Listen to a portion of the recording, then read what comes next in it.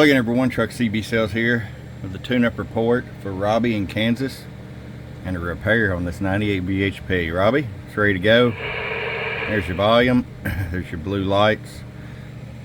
We got two installed here, some wide angles. It really lights up this orange needle, really pretty.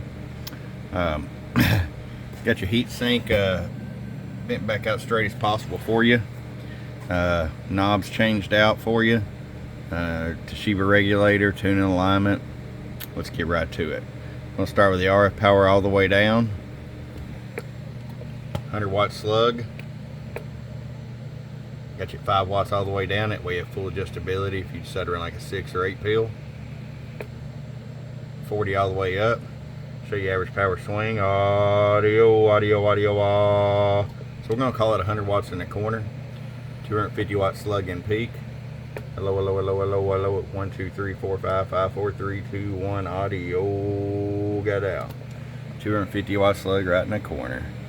Alright, Robby, it's ready to come to you, but I appreciate it very much. From your friend Truck at truckcbsales.com. Bum bum.